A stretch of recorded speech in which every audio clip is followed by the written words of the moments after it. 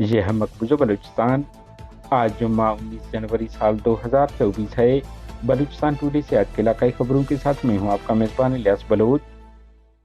مغربی بلوچستان میں پاکستان کے میزائل حملے کے نتیجے میں BNM ممبر دوستہ محمود سمیت 10 خواتین بچے شہید ہوئے ہیں۔ ترجمان BNM: ایران میں ہمارا کوئی ٹھکانہ نہیں ہے، ساتھیوں کی شہادت کی خبر جھوٹ ہے۔ BLA پاکستان کی جانب سے ایران میں سرماچاروں کے ٹھکانوں کو نشانہ بنائے جانے کے دعوے کے بعد ایران میڈیا نے تردید کرتے ہوئے کہا ہے کہ ان حملوں میں عام شہری ہلاک ہوئے ہیں۔ مغربی بلوچستان میں حملے کے لیے پاکستان نے ڈرون سمیت 5 قسم کے ہتھیار استعمال کیے ہیں۔ ISPR: ماشکیل نامعلوم افراد کے ہاتھوں ڈاکٹر حاجی محمد انیس اغوا ہو گئے۔ مذاکراتی طرف سب سے پہلا قدم بالاچ اور عطا اللہ کے قاتلوں کو فوری سزا اور دھرنے میں موجود لواحقین کے بچوں کی بازیابی شامل ہے۔ BYC کا پریس کانفرنس۔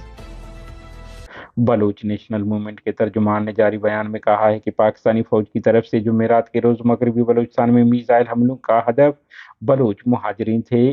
اس حملے میں 10 خواتین بچوں سمیت بلوچ مہاجرین شہید ہوئے ہیں، جن میں BNM کے مرکزی کونسل کے ممبر دوستہ محمود، ان کی زوجہ شازیہ، ان کے کمسن بچے بابر دوست، ہانی دوست، چراغ دوست اور پنجگور سے مہاجرت کرنے والے شہید یونس بلوچ کے خاندان میں سے بلوچ ماں نجمہ بلوچ، معصوم بچے فرحاد ولد محمد جان، مہکان اور مہذیب شامل ہیں۔ BNM شہید چیئرمین دوستہ اور دیگر شہداء کو خراج عقیدت پیش کرتی ہے۔ چیئرمین دوستہ کی تحریک اور پارٹی کے لیے قربانیاں ہمیشہ یاد رکھی جائیں گی اور وہ ہماری یادوں میں ہمیشہ زندہ رہیں گے۔ BNM کے ترجمان نے کہا ہے کہ دوستہ محمود مشرقی بلوچستان کے علاقہ پروم ضلع پنجگور کے رہائشی تھے۔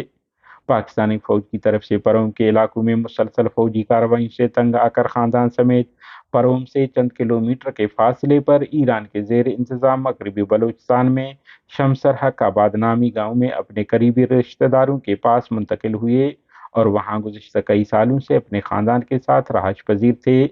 جمعرات کے روز پاکستانی فوج کی دانستہ حملوں میں BNM کے سینئر ممبر چیئرمین دوستہ کو پورے خاندان سمیت قتل کیا گیا۔ بلوچستان لبریشن فرنٹ BLF کے ترجمان میجر گوہرام بلوچ نے جاری بیان میں کہا ہے کہ ایران میں BLF کا کوئی ٹھکانہ نہیں، پاکستانی حملے میں ساتھیوں کی شہادت کی خبر جھوٹی ہے۔ انہوں نے کہا ہے کہ میجر گوہرام کے نام پر بیان کی تردید کرتے ہیں۔ بلوچستان لبریشن فرنٹ کے ایران میں کوئی ٹھکانے موجود نہیں اور نہ ہی پاکستان کے حالیہ حملوں میں بلوچستان لبریشن فرنٹ کا کوئی سرمچار شہید ہوا ہے۔ اس طرح بلوچ لبریشن آرمی کے ترجمان آزاد بلوچ نے بھی مذکورہ پاکستانی حملے میں سرماچاروں کی شہادت کی تردید کی ہے اور کہا ہے کہ BLA کا بھی کوئی کیمپ یا ٹھکانہ ایران میں نہیں ہے۔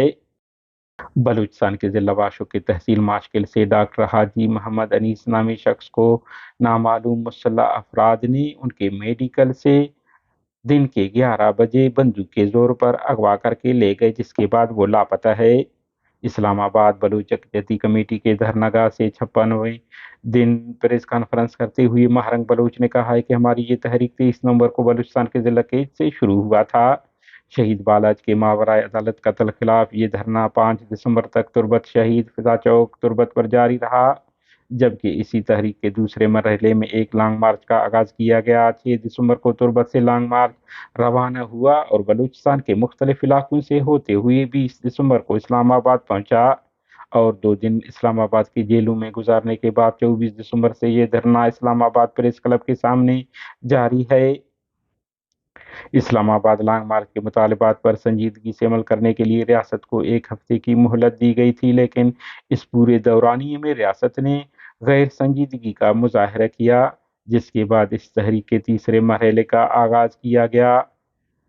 تحریک کے تیسرے مرحلے میں ہم نے بلوچستان سمیت ملک بھر میں احتجاج کا اعلان کیا تھا، جس میں گزشتہ 10 دنوں سے 50 سے زیادہ گاؤں اور شہروں میں احتجاجی مظاہرے، ریلیاں اور دھرنے دیے گئے، جبکہ آج ہم اس پریس کانفرنس کے توسط سے بلوچ نسل کشی خلاف جاری اس تحریک کے چوتھے فیز کا اعلان کرتے ہیں، جس میں ملکی اور بین الاقوامی سطح پر بلوچ نسل کشی اور بلوچستان میں ریاستی ظلم جبر کے خلاف آگاہی مہم چلائیں گے۔ इस आगाही मुहिम में हम इस्लामाबाद के मुख्तलिफ सेक्टर्स में जाकर घर घर आगाही मुहिम चलाएंगे और इस्लामाबाद की आवाम को हमारे साथ होने वाले रियासती मजालिम, जबर और बर्बरियत की हकीकत से आगाह करेंगे। और इसी तसलसल को जारी रखते हुए 21 दिसंबर को तमाम मजलूम अक़वाम का एक बैनुल अक़वामी कॉन्फ्रेंस भी इनेकाद करेंगे। उन्होंने कहा है कि अब ये अमर रियासत की संजीदगी पर मुनहसर है कि वो इस तहरीक को कितना तूल देना चाहते हैं और मुज़ाकरात की तरफ सबसे पहला कदम बालाच बलूच समेत अताउल्ला के कातिलों को फौरी सज़ा और इस तहरीक में शामिल लवाहिकीन के बच्चों की बाजियाबी शामिल है। इस तहरीक से वाबस्ता किसी भी शख्स से या इस तहरीक के दौरान अगर कोई भी नाखुशगवार वाक़या पेश आता तो उनकी तमाम तर्जमदारी रियासत और उनके अदारों पर आयद होगी।